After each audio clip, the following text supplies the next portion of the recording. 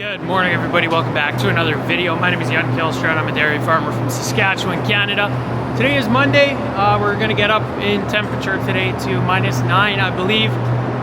Tomorrow's supposed to get super windy, and then the day after that we're supposed to get 10 centimeters of snow. So looking forward to a little bit of snow. We have been pretty dry out here, so to get that snow build up a little bit in the fields would be good for us.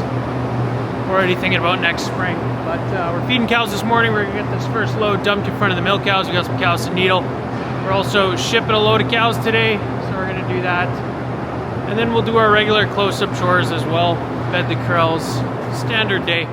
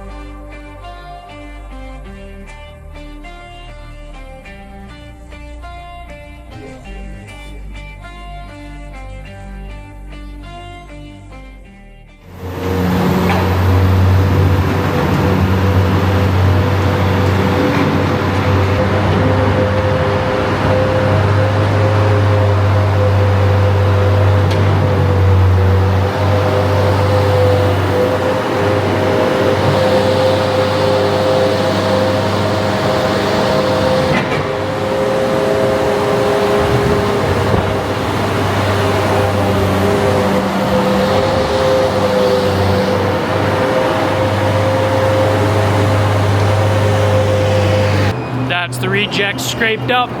We'll drop that load of feed now.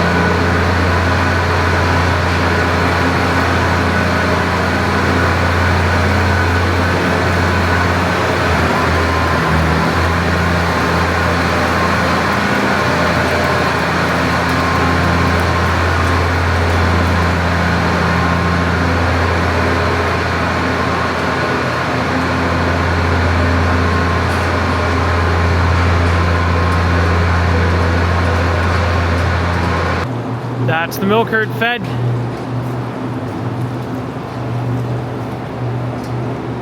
Beautiful. All right, we're doing close-ups.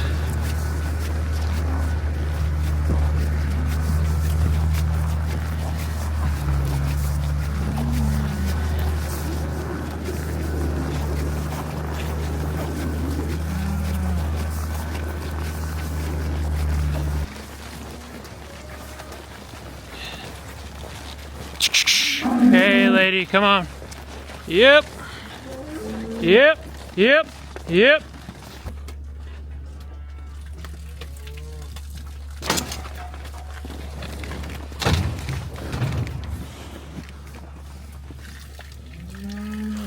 I think these ladies are going to be happy to be inside the barn.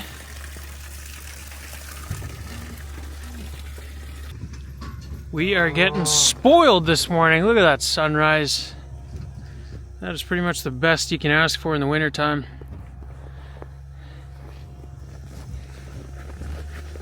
Got our close-up ladies in the chute.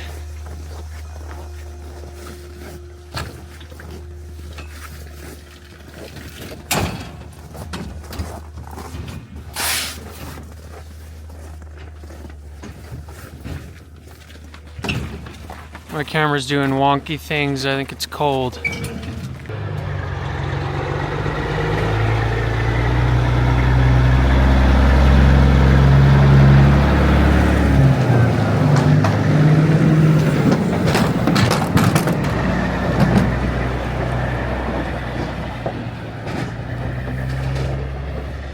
we got that truck sent away. We got our close-ups in the barn. So that was a load of cull cows. That's what happens to the milk cows when they're not good producers anymore. We send them away, same place the steers go. And yeah, a lot of people have a lot of opinions about that, but the way we think about it as farmers, as dairy farmers, is that cow will produce milk her entire life, and then at the end, she'll still produce a good amount of meat yet, and that's a great opportunity. It's very sustainable. After what I hope is a great life here on the farm, then they go to the same place that every other farm animal goes, and that is the butcher, and that's the reality of it.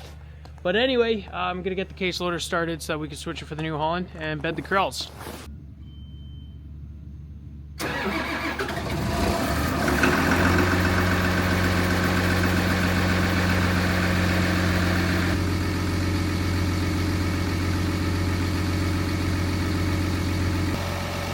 I don't know why, but this thing will run clean, like blow no smoke at all when you first start it for like 30 seconds. And then after it just like turns it on. That's pretty rank. Looks awesome.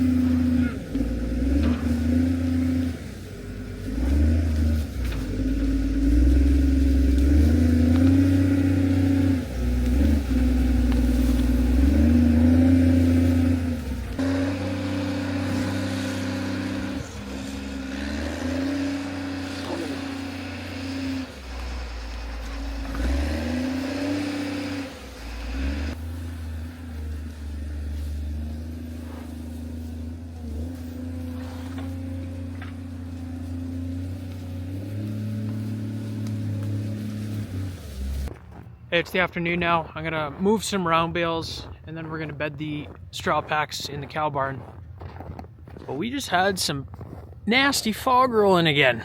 It's actually pretty thick.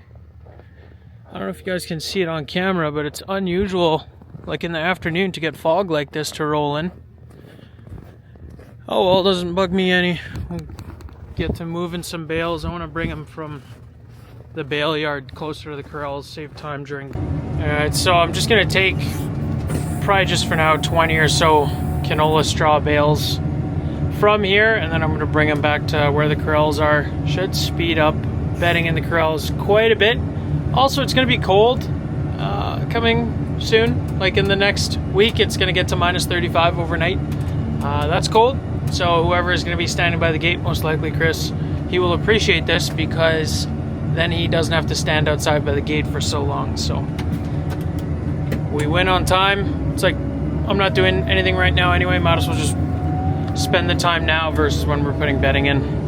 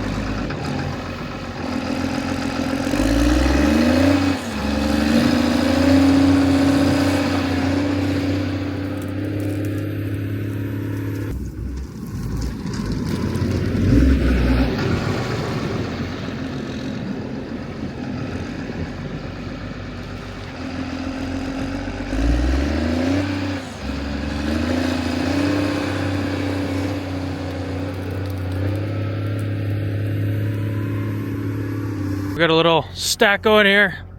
That should do me for, I think, 3 corral bedding rounds. Hopefully, maybe 2.5. We use quite a few bales. Canola straw bales do not have a lot of straw in them compared to the cereal straw bales, so use quite a few more, but that's okay. Still good straw to have, and it's good that we have them. So anyway, I think we're done for the day. We also just put bedding in the pack barn, so we got that done. Just parked the loader in the shop, so we're done with that for the day. Got a pretty good update for you guys here though in the shop. The 7130 is back in one piece.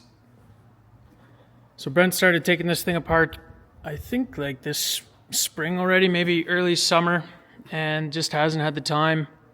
Just the way the farm works, he does seeding and then silaging and then combining, and then other tractors break down in the middle of it all, and well, this thing just gets put to the side. Plus we have a couple tractors that can run the feed wagon, which is the job that this thing always does. So it's not really front of line, but he's getting it back together now that we're kind of slowing down with other stuff.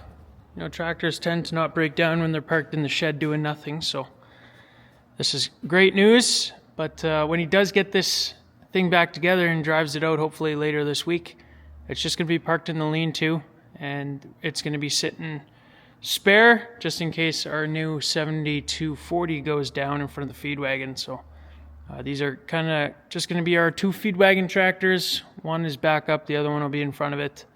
And yeah, hopefully we don't have to switch them back and forth too much, because that means one is down. But our plan is to upgrade the feed wagon. There is a new one coming whenever that shows up.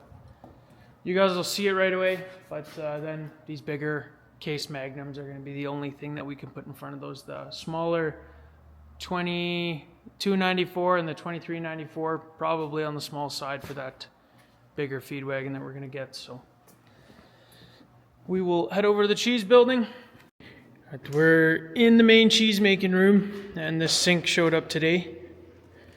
It's a 3-bay sink, and the way it was described to me is you got to have one for cleaning, rinsing, cleaning, and then disinfecting. I don't know, they got to be separate. So it's a pretty legit sink. I guess it's going to be mounted against the wall. Continuing to plumb in lines, and Miriam is in here. She is cleaning the shelves.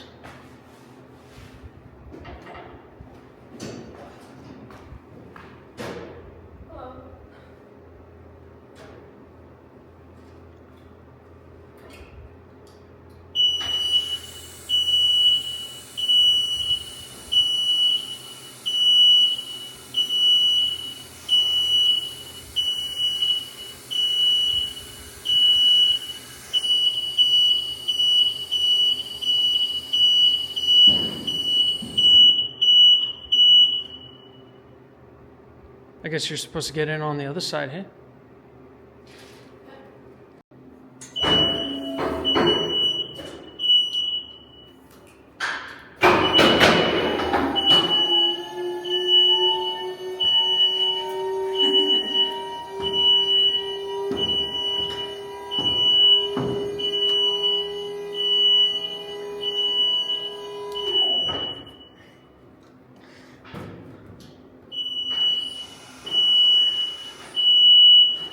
Now you do not feel high at all because the shelves are right next to you. Yeah, unless you look over on this side and then all of a sudden Yeah. it feels kind of... So what are you doing right now?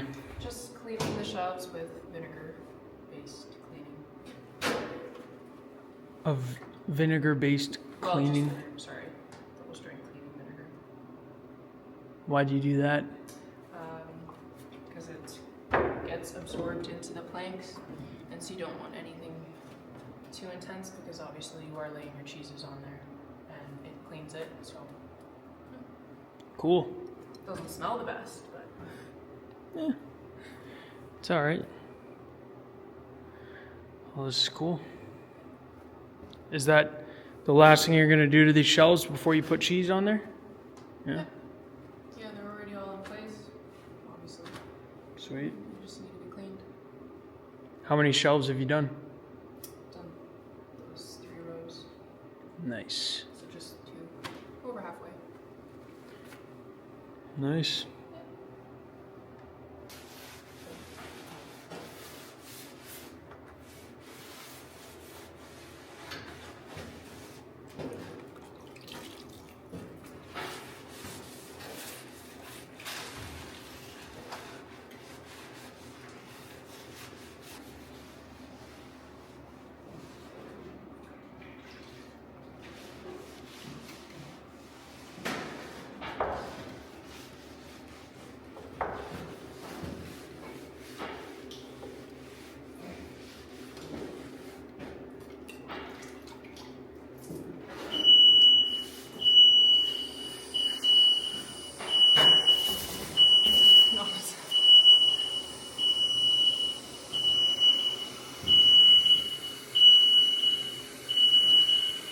Wee!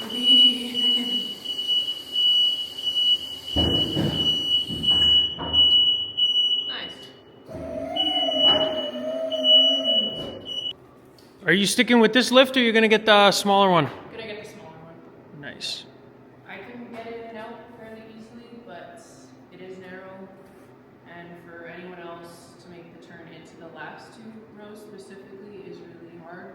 So we thought getting a small one would be easier to make that turn. Yep.